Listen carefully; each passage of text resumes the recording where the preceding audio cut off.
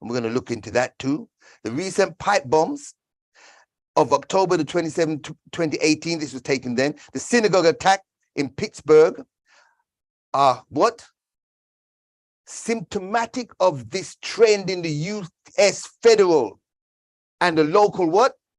Agencies need to quickly double down to counter this threat. There was also been a rise in where? Far right in where? In Europe. So this is happening across the planet. We must take into consideration that these sort of things took place in the 1930s when the Nazis was in power. And they violently attacked synagogues and businesses and homes of the so-called Jews. And what my brother just broke down a while ago, explained that yesterday, explained that they were attacking those Nubian Mennonite, those black people as well, and their businesses and their hospitals. And these things were happening then. Over 7,000 Jewish business, over 30,000 Jews were destroyed, and they attacked the synagogue. I'm saying this so that we can see that what was happening then to them is happening now to us. It's like, they then were saying, it's just a few of them attacking us. It's not that bad. Until it really dropped on them. When it dropped on them, it was too late. So you've got to see things that's falling into place that you can understand that, hold on, this happened then and similar things happening now. Is a picture being formed here? Can I see something that's being formed that I can say, but hold on one second, I've seen this before. A pattern taking form, that's correct. A pattern taking form. We see a chart of the propaganda machine in the US continuing.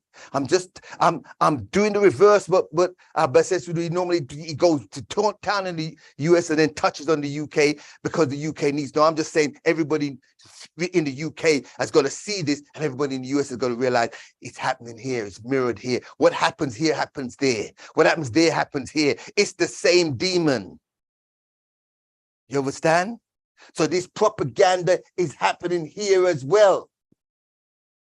Let's not fool ourselves. I grabbed some images of people. I won't go into because my brother just went and called all those names. We don't need to call those names as well. He called all those names. And those names in the UK as well. People that are been taken out. We should be saying at this point, so how are they doing this? How are they making this happen under our noses and we're not seeing it because we're not organized right to see it? And this is a part of how they do it. They create laws. Here's a law in the UK. I've got a few laws here that I'm going to go through. I know we've got X amount of time, but I've got a few laws that I need to look at. I need you to see within the UK. Proposal contained in the government, a new modern bill of right consultation. It's a plan to revise and replace the Human Rights Acts of 1998. Hold on a minute, 1998 was just the other day, and you're replacing this already? You know what I'm saying? With a Bill of Rights could set back the rights of the blacks and ethnic minority people even further. The blacks and ethnic minority people make up 71 to 73% of criminals and civil legal aid. Okay, civil legal aid for the US people. You call that what? Begin with B. When you're getting aid help from the government, we call it legal aid. The cases in England and Wales proposed Bill of Rights will add an extra barrier that will isolate black and ethnic minority people from realizing that their rights like everyone else. Moreover, this proposed Bill of Rights will introduce the so-called responsibilities framework. That means they're now bringing a thing saying, well, I'm going to check you out. Let's finish reading, you see, which would in essence create different classes of complainants, or on the basis of claimants, should I say, on the basis of past behavior. This proposal would shift court's focus from the human rights violation committed by a public authority to examine the life of a person who has experienced those violations. What does that mean? You've stopped by the police. The police has mishandled you, putting it lightly. And the way they've mishandled you, you have now said, I need to complain. I'm going to take you to court. You could have even got into a council, and I need to take you to court. You go into the court. I need to take you to court. But I'm taking you to court. They're going to say, before you take them to court, we've got to check you out first. So we're going to check your record and see what things you've done, and see if it justifies us giving you money to protect yourself. Do you understand? So now, if you got a complaint about a police officer manhandling you, they can turn around and say, "Nah, we're not gonna give you no help in this. You're gonna have to take that to court yourself." Do you understand? Because you may have had a criminal record, because you may have had some problem before, we're not going to help you. Some of the things they're doing to us, laws, this law, control order impose various restrictions on individuals who have suspected or engaging in or planning to engage in, right? You have engaged or you plan to engage in terrorist activities. These restrictions can include curfew, communication limitation, and geography, restriction. The point that they're saying now is that geographical restriction. The point that they're saying, we can restrict your movement. We can say simply because they're bringing a lot of laws in based on terrorism. So we can simply say, you know what? We believe that you've been mixing with terrorists. Now we can control and restrict your movement. Not just you, everybody that's associated with you. That's called control order. Definition of terrorist offenses. Amendments to be legal definitions and spoke of terrorism-related offenses. Again, once we say it's a terrorist offense, we can jump on you. Preventative detention orders. We're going to look at that later on as well. These orders allow for the detention of individuals to prevent a terrorist act from occurring. So I've come to your house. I'm saying you're a terrorist. So once we believe you're a terrorist, remember, they've been doing this in the US for long enough. But they're bringing it here. Once we say you're a terrorist, we can take you and lock you up. So we're running around thinking that, I know my rights. I know my rights. Do we really know our rights? Because they're removing them from you. Search and seizure power. The bill might grant law enforcement agencies additional search and seizure power to collect evidence related to terrorism. Remember, they've already got the stop and search, and they've been putting the stop and search and on our youths and putting the stop and search on us. Now they're saying we can search and seize it. I've stopped and I've searched you, and I believe now you've got something at home. I'm coming to seize whatever I believe, so I can come in and take your computer. I can take your phone. I can take anything that can make me believe or can prove that you were doing something. I'm just showing you some of the laws that they're putting in. Deportation of non-citizens.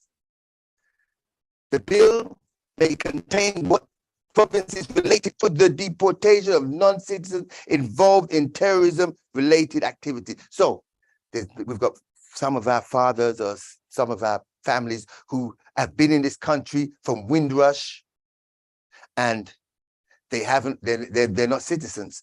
Now, because you're not a citizen, we can detain you. We're showing these because these are bills and laws that have been put in that we know nothing about immigration and asylum. Oh, well, I'm not an immigrant. I'm not an asylum. That's nothing to do with me. Let's read a little bit more. The treatment of immigrants and asylum seekers was a contagious issue. Oh, sorry, a continuous issue. Detention conditions, deportation practices, and the Windrush scandal was amongst the issue that sparked human rights debate. So the Windrush is in there. This contentious issue, the Windrush is in there. So they can now say, we can grab the Windrush people. That's us. You do realize that Maggie Thatcher years ago made us second-class citizens. Years ago, Maggie Thatcher brought a law in when she was in power that made, even though I've got a British passport, I'm considered second class. Most of us didn't know these things. No, I know. You think because you're born here, you're okay. No. The right to protest. Everyone's got the right to protest. Not anymore. Debates over the right to protest and the police response to protect were ongoing. High-profile protests like the Extinction and Rebellion movement raised questions about freedom of assembly and speeches. They're saying now, if you're protesting, we can say how you protest. But I thought a protest was supposed to be a protest. I'm happy about something. No, we can say you can't dress this, you can't go to this area, you can't shout at these people, you can't chant these chants, you can't say these words. Yeah, that's so you can't protest. I was waiting for someone to grab it and say, so I can't protest. Yes, right. That means you can't protest. Or if you do, you got to protest in a certain manner. I'm just running through it for counter-terrorism legislation. The UK government had faced criticism for its counter-terrorism law, such as the prevention program, which some argued disproportionately targeted certain communities. Finish, come back. Certain communities, potentially infringing on freedom of speech and civil liberties. I know time is on me, so I'm going to just flick through some of these. I advise you to take the time, look at them. Freedom of expression. Everybody's got freedom of expression. No. Freedom of speech and the balance between protecting individuals from hate speech and ensuring freedom of expression were under scrutiny. The government efforts to combat online hate speech and disinformation were a source of controversy. In other words, if you're saying stuff that we believe is not considered to be what we call British values, they did this in the schools as well. If we believe that you're teaching the children, we're going to roll into that too, and you're not teaching them British values, you're not talking on British values, and you're going against British values, then we can come and shut you down. So we think we got freedom of speech, but we don't. Let's go over to the US and grab a few from the US as well. Racial profiling. While not specifically legislation, a racial profiling by law enforcement agencies disproportionately targeted African Americans, leading to higher rates of what? Stop, arrest, and incarceration. US. Medicaid work requirement. Some states have proposed or implemented work requirements for Medicaid, the government health insurance program for low-income individuals and family. They're removing those, or say you have to have this, but you have to make sure that you got it at a certain level. Critics argue that these requirements can result in loss of health care coverage for the vulnerable population, including African Americans. So they know they've created little pockets where they know that you fit in, and they slide you in there and make laws that says, housing assistant cuts, reduction in housing assistant program and changes to public housing policies can affect the low-income communities and what contribute to housing instability amongst who? African Americans. Somebody's targeting us. Voters' ID laws. Many states introduced or strengthened voters' ID requirement, which often mandated that the voter present specific forms of identification in order to cast their ballot. Critics argue that these requirements could disproportionately impact African American and the minority voters who may be less likely to possess the requirement forms of ID. They know what they're doing. They understand what they're doing. They're just making sure that these things are happening. Remember, I'm saying the things that you should fear, because when they start to take away your right, they can come and imprison you as they feel. Without rights, they can move to you. And when you now go to court, there's nothing you can do about it. Because in the court system, they will say they have the right to do this. I'm saying it like this because we're looking at, oh, that's not so bad as maiming us. No, that's terrible. Because it gives them the right to do all the atrocities that they plan to do to you. And they'd say it was legal throughout the world. They're banning books in universities, in colleges. They're banning books. They're taking them out of the university because they're saying that it has an effect on you. It has a bad effect on the children. We'll read from this. This is a Chartered Institute Library and Information Professional Survey. It says a survey of what they call CLIPS, that's short for what I just read a while ago, shows members of public using increasingly threatening behavior about the removal of books on empire, race, and the LGBTQ plus theme. They always like to throw them in with us. Right? As if throw them in with you, and then so they can run away. Yeah, we're the same as you. No, you're not. Right? Liberians in the US have found themselves in regular conflict with right wing. Who's the right wingers again? The right wing are those racist readers over books. Republican State Senator Rick Bratton is behind a law in Missouri criminalizing anyone who makes a visible explicit material value at a school.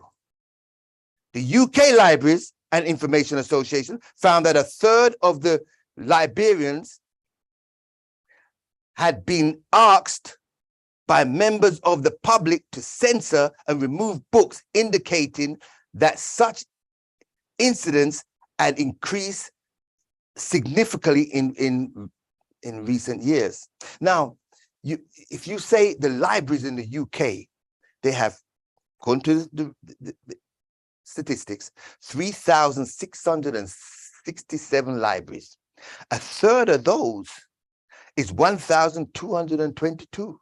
1,222 libraries who are in the cities, predominantly in the cities. And who lives in most of the city? Nubian Mennonite. We don't live so much in the rural areas. So in the city, they're targeting these libraries that you and I would frequent, or our children would frequent, and taking out books. Books that would help the student or help you to remember. The Express, remember a while ago, we said that was a racist paper, but even the Express is saying, right? Universities blacklist book student by find upsetting. University chief are so worried about offending students that they have slapped more than 1,000 trigger warnings on classic books, including the Bible. I'm just saying, just think about that, including the Bible. They've books that now they throw this in. Oliver Twist by Charles Dickens. Oh, Oliver Twist. You see, they even do it to Oliver Twist. Works by Shakespeare. Yeah. Shisho, if I pronounce that right. And even given alert to 10 institutions, including 3 from the elite Russell Group. So when you hear all that, you think, hey, but they're targeting everybody. The Pulse is a prize-winning novel about slavery, the Underground Railroad by Colson Whitehead. Now we're targeting things that we know. The Underground Slave, you understand? And they're going into our books and taking our books out. Time's on me, taking our books out. The Guardian newspaper, right? The UK government was trying to ban the transatlantic slave trade being taught in schools due to what they call victim narrative. We could understand what victim narrative is. It was brought in by the feminists saying that, okay, as a victim, right, when you mention rape or brutality to female, it causes anxiety to us. So we don't want to hear this. So they're now saying victim narrative and victimhood mentality. When we're in school, this narrative and this mentality is affecting the Nubian Melanite children, the black children. So when they're hearing slave trade happening in its entirety, it's making them feel as if to say, oh, we're less than you. We're under, we're suffering from anxiety because of it. For real? I beg to differ. It was my favorite topic when I was in school, and it made me say, whoa, is that what you was doing to us? Right? But more importantly, to make more time for more important subject. This is what they're saying. Instead, the subject was revised and to teach about the abolition, William Wilberforce and Odala, or let's pronounce it right, Olado Equano. He's a Nigerian. These were those that fought for our freedom, especially Wilberforce. The funny thing about it is that you have to teach about Wilberforce in the school, because they say now you must teach about Wilberforce, but it's optional to teach about Sir Winston Churchill. It's optional to teach about Hitler. It's optional to teach about Gandhi. It's optional to teach about Stalin, but you must teach about Wilberforce because he's the savior of the black people. If not for him, you would still be in slavery. Really? You understand? So because they were trying to remove it and they couldn't remove it, they then turned around and said, well, okay, what is the best thing we can do about it? The best thing we can do is make you at least put one of our people there as your savior. Do you understand? These are the things that they've been doing to us. In the US, right, they've changed the slave trade to involuntary migration. So the slave trade, it was in involuntary migration, right? In Florida, they do the flip-flop over there. They do slightly different.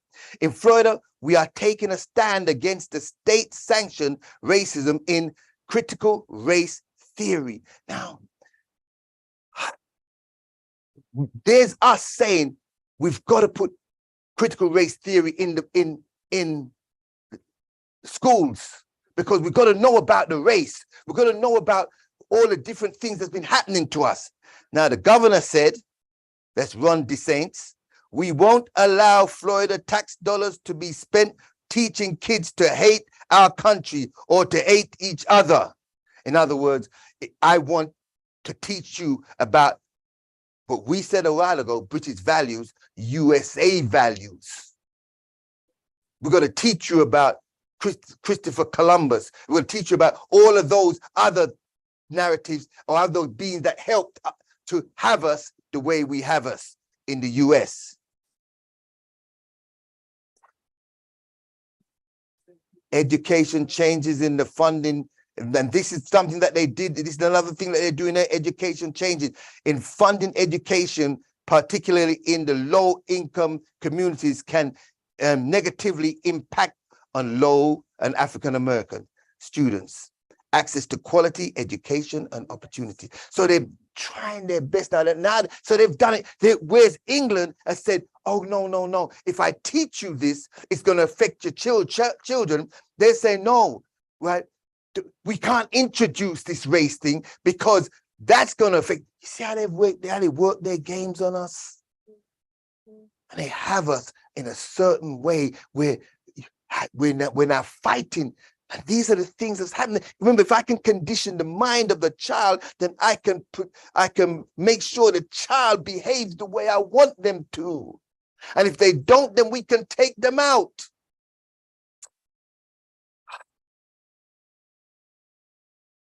I'm sorry. It just simply pisses me off when I'm going through all this and seeing where it's going. It really does. Right? Let's just move on. What is this? They call it Bibi Stockholm. This is Bibi Stockholm. What is Bibi Stockholm? What is Bibi Stockholm? Bibi Stockholm is one of the three barges that the government plans to use to cut the cost of housing asylum seekers, yes, and deter dangerous channel crossing by migrants. So we're looking out for the migrants, right? This is what they're saying. The government has said that there are more than 50,000 asylum seekers in hotels across the UK, costing the taxpayer, that's you, about 6 million a day. So now, when we tell you this, will you now say it's okay to do that with them? No. Yeah, but that's what, no, they'll say yes. And most of us, in this room, we say no. Online, some of us will say no. But most of our people who claim to be here will say yes. They believe this. They can't, you can't look at this picture and see that this looks like a prison. You can't look at that and say, this looks like a prison, a floating prison. That looks like a prison to me. Let's read this again. We read it earlier. Immigration and asylum. The treatment of immigrants and asylum seekers was a contentious issue. Detention conditions, deportation practices, and the Windrush scandal were amongst the issues that sparked human rights debate. So they're saying that if we bring this law in, we can throw the Windrush people on this barge here if we cannot find your papers. That, remember all that we read? But they're saying these are humanitarian detentions. In the US, they've got these empty camps. Camps are empty. The camps are empty, right? They're just sitting there. What are they waiting for? They're waiting to be filled, that's right. And then if we look it up and say that immigrant detention center in the US are used to hold potential immigrants, law violators, while their case is being processed. But within their facilities, many individuals experience poor living conditions. These conditions range from inadequate healthcare to abuse. Because beneath it, concentration camp says what? Intimate centers of political prisoners and members of the national or minority group who are confined for reasons of state security, exploitation, or punishment, usually by executive degrees or military. Is it the same thing? Is it the same thing? Of course it's the same thing. Well, a while ago we said, look what they did there. Look what they're doing here. They did the same thing when they were removing books from out of the schools and remove them from the Jews. They were the same thing they're doing now today. Whereas they were doing to the Jews, they're doing to us. We've seen what? We've seen two. This is the third one now that we're looking at and say, but hold on a minute. Hold on. Hold your horses 1 minute. This looks the same to me. You know what I'm saying? I'm going to wind it up soon. These are so-called humanitarian centers across the planet. Take a look. Refugees complex in Kenya, right? Refugees complex in Bangladesh. Refugees complex again in Kenya, another in Kenya. One in Sudan, Somalia, and Ethiopia, right? In Bangladesh, we're just looking at these, right? Again, a settlement, Uganda. You notice where these are all based, right? And here in England, they're saying they're trying to, but they're fighting it. They're trying to send them to Rwanda. Okay, right? South Sudan. Refugee camp in Greece, that's the only spot we say, hey, Greece, right? The Middle East, North Africa. Refugee camp in Kenya again. So they're lining us up. And this was the same thing that they did with the concentration camps, where the Nazi established all these concentration camps around the planet in different places. No different than what's happening today. Things that we fear that are already here. It's happening. It's happening to us today. Right now. These things are happening and we don't even realize what's happening around us, because all we're busy doing is partying, raving, smoking, drinking, looking for sex and running up and down crazy and not realizing that somebody's distracting you when you need to be looking at what's happening in front of you. There's that white magic going on. Sleight of hands, as they call it. We've got to understand that, as mentioned earlier, fear is what? False evidence appearing real. Our teacher said we've got to flip that around and say what? Face everything and respond. Face the things that's happening to us and respond. Face them, see them coming about us, right? Because the things that we fear already here, or the things we should fear are already here. We're going to realize that if we don't see these things and what's happening, then, you know what? They invade Poland, and they've invaded Mali. They invade all the. I can go on. I know time's against us, so we're gonna hold it right here. Let others get involved, but righteous indignation is important, that we realize that can't keep just turning a blind eye to this and expecting it to go away. It's not going to go away. It's not going to go away. You understand? I pray that something that you've heard so far today has touched you to make you say, I want to get involved in getting stuff done. Who are you? We're the Holy Cryptic Church of the Black Messiah. I want to get involved with you, Lord, because you seem to be wanting to get things done, and we want to work with you because you want to get things done. With that, I say namaste. Namaste. Namaste. Amazing.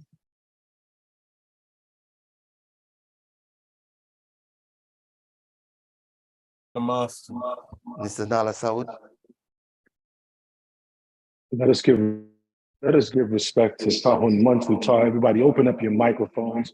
Let's hear the claps and the snaps and the comments. Amun. All right. Well done. Excellent. Excellent. Well done, Neri.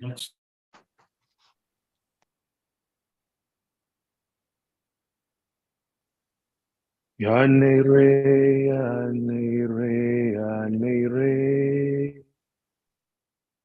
Ya ne re, ya ne re, ya ne re.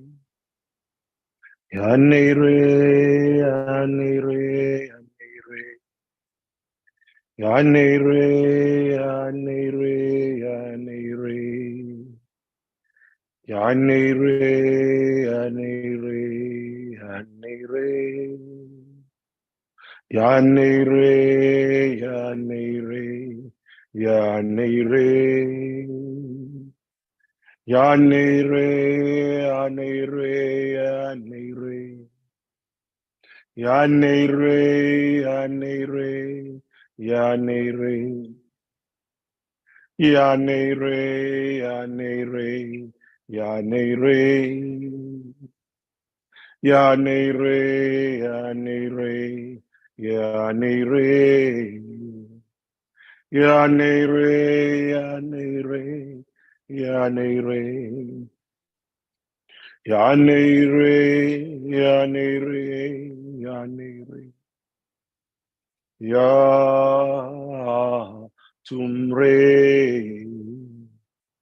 Ya anu. Ya nunat. Ya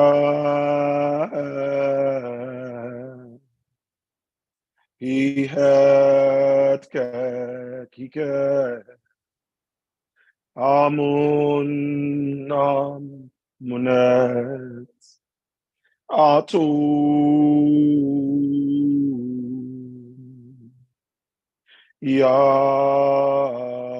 yashu ya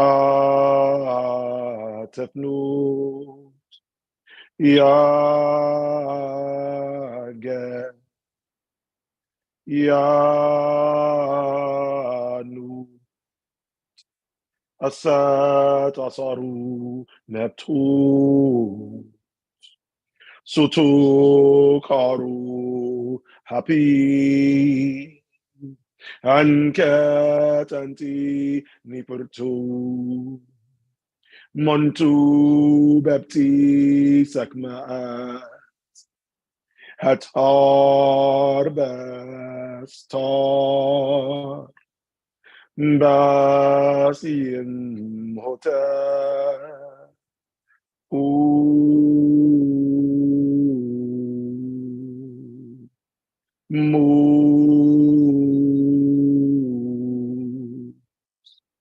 Mi hurt Kafri Maskine Ra'ad Kentimentu Ya Neire Ya Nere, Ya Nere, Anere, Anere, Anere, Anere, Anere, Anere, Anere, Anere, Anere.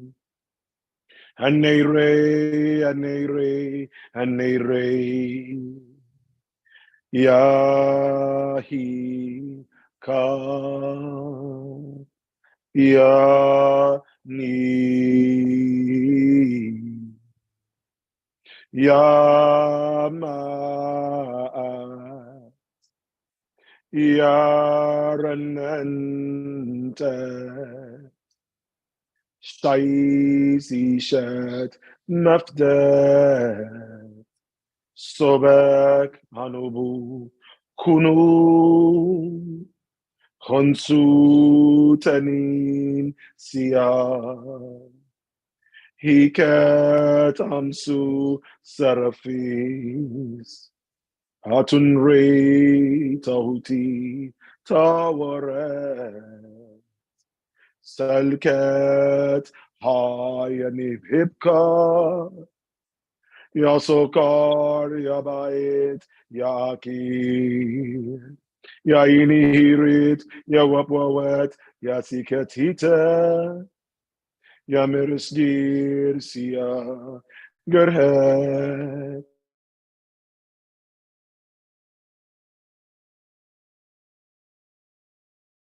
Ki,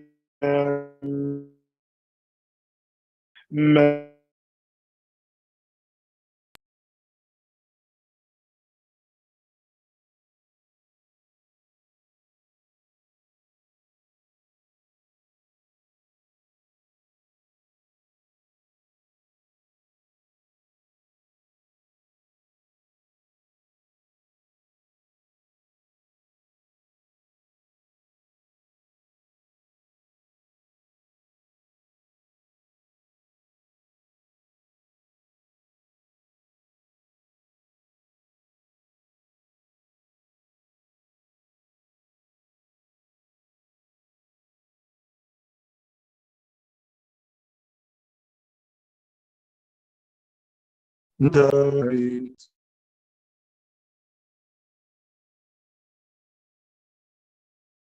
A ray, and a ray, and a ray, and a ray, and a ray, and a ray, and a ray.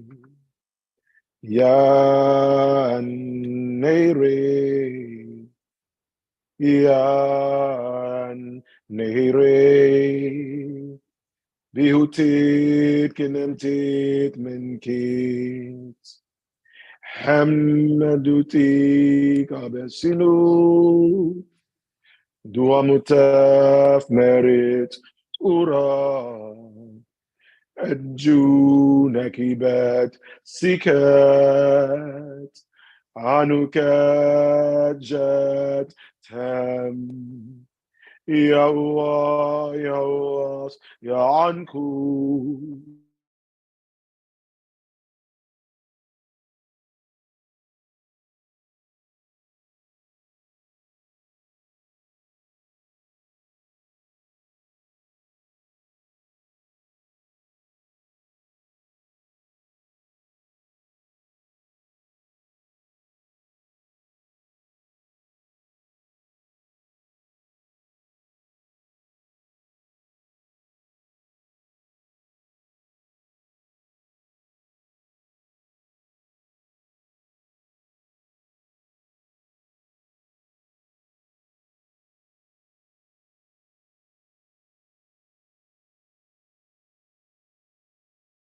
Nehire, ya an nere, ya an nere, ya an nere, Yamaduti kabes sinu, duamutef merit ura. Anju nakibet sikat, sikat anukat yajet, ya atem, ya uwa, ya uwa. Anku afnuit satis. Sakti matanina imut imsati kimamu Rashaf Mary Amunre Ya Nere Ya Nere Ya Nere Ya Nere Ya Nere Ya Nere. Let us never forget.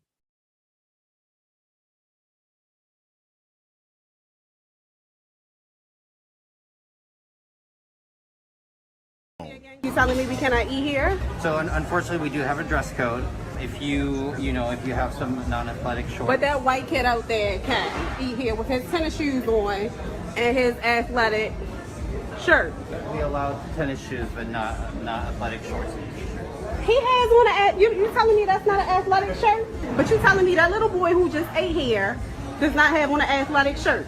I'm sorry. I would love for you to be able to come back and eat here. I'm for segregation, and I will be until I die. Segregation now, segregation tomorrow, and segregation forever. We walking out, and I hear somebody at the bar saying we wasn't going to serve them, and everybody bust out laughing. Sergeant Myron Watkins says he and 10 other off-duty Detroit police officers were embarrassed and humiliated after they were denied service at Bar Louie in Novi. They went to the bar to hang out, but after waiting several minutes to be seated, a manager came out and told them the kitchen was closed. One of my coworkers asked, what time did the kitchen close? He didn't give us a direct answer. He pulled out his cell phone, looked at his cell phone and said, it's 9:26 and it closes at 9:30. You know, walking in there, and like I said earlier, there's a sign on the door that says, kitchen stays open late. It doesn't make sense, right? Especially not when the group says there were still people inside placing orders. Two of the officers asked a stranger to go in and try to get service. But he was able to sit down, had a menu, and he asked them, what's good to eat? She responded, a burger. We didn't get that treatment. Like I told them, outside of being a Detroit police officer, I'm in the military for 15 years. And when you add up between all of us that were there, we got 40 years that we just served this country between us. And it's like we can serve our country, but we can't come in, we can't have a burger, we can't have anything to eat. So it's kind of infuriating because it's like the same people we fighting for wanting to serve us for real. Officer Jonathan Gardner says it felt like Jim Crow all over again. 9 of the 11 officers are black, 1 Latino, the other white. We interviewed 7 of them Wednesday night. The other 4 did not want to show their faces on camera. The group ended up going to Buffalo Wild Wings, and if there was any uncertainty about what happened, it was all crystal clear by the end of the night. Also, once we left the other restaurant, as we was walking by Bar Louie, they were serving food. And that was around 11 o'clock at night. So their kitchen didn't close. It was just closed for us. I asked the officers to raise their hands if they believed they were discriminated against, even though the customer they asked to go inside and try to get service was black. Every hand went up. I felt it. As soon as we walked through the door, like I felt it. One single black guy is not a problem. As a group, I feel we were judged. They looked at us and they judged us as a group. This is too many black people coming into our establishment, too big of a concern that they're gonna cause a scene or cause ruckus. And I feel like they judged us. Because I feel like if we were a group of 11 white people, we would have had a totally different interaction. A spokesperson for Bar Louie provided a statement saying, in part, we have reached out to the group of officers to sincerely apologize for their experience and invited them back in to enjoy a chef-inspired meal and handcrafted cocktails on us. While we regret the incident occurred, we will use this opportunity to better train and educate our teams to ensure that it never happens again. There's nothing you could really give training on. It should come natural. Treating people like people is something that should just naturally be done. I'm for segregation, and I will be until I die. Segregation now, segregation tomorrow, and segregation forever. On this path in the United States of America before, and we are right back here again. And too many, not all, but too many of our white sisters and brothers and family and friends, and in many cases, I am using that very lightly, they definitely think it's okay to treat black people this way. I mean, Doc, I'm looking, any day now we might see colored and white water fountains back up, or colored and white waiting rooms back up. I mean, there are elders in our lives who are still walking, living today, who actually were children and had to watch their parents be treated in this disrespectful, racist, anti-black way. Now, we know all this is illegal, but it's the difference between de jure and de facto. What's in law may not necessarily present itself in people's action. And the fact that this chick thought it was okay to treat them this way and absolutely refused to serve them, and then the police didn't ask no questions. They just walk up to the brothers and assume, because you know what? Far too often in the United States of America, when you are black, you are guilty, and you constantly have to prove not only that you're innocent, you have to prove your humanity. I concur 100%. I thought it was quite interesting, Senator, that the person who was the proxy. Johnson grew up in Mississippi, surrounded by symbols of racial segregation. Johnson grew up in Mississippi, surrounded by symbols of racial segregation. Johnson grew up in Mississippi, surrounded by symbols of racial segregation. Johnson grew up in Mississippi, surrounded by symbols of racial segregation.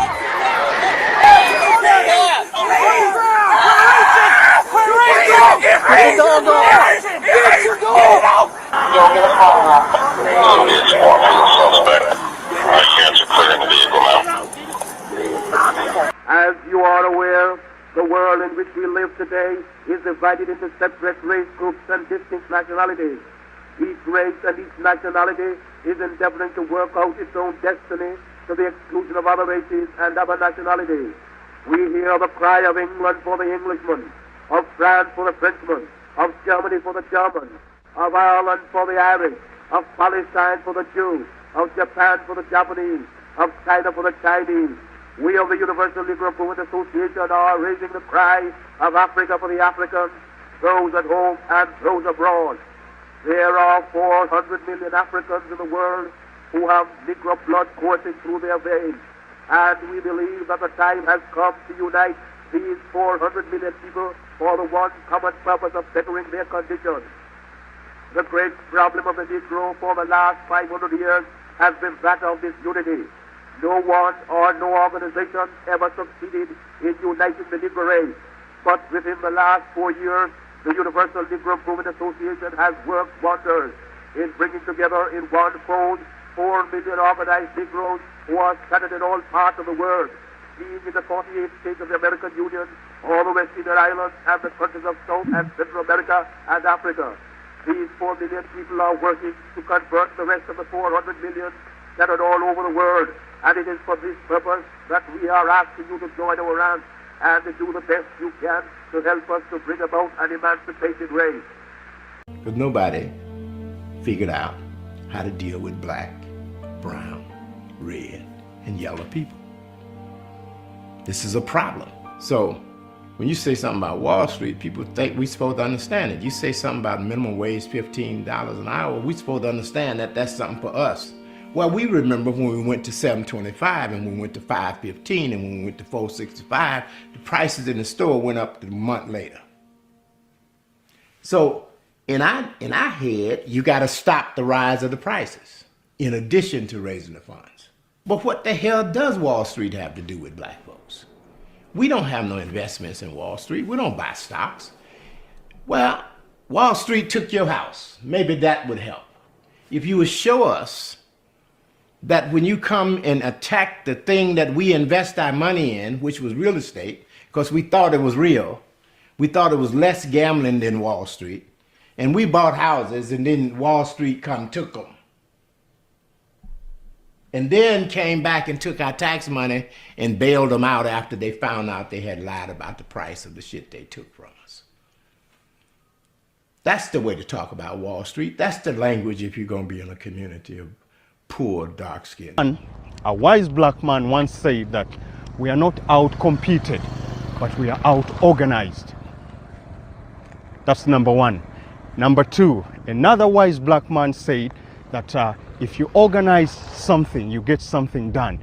If you organize little, you get little done. But if you don't organize at all, you get nothing done. So it is important for we as black people to organize. And you know, I think we are taking steps towards doing that. I do want to commend the leaders and you know, the individuals who are taking it upon themselves, realizing the importance of this message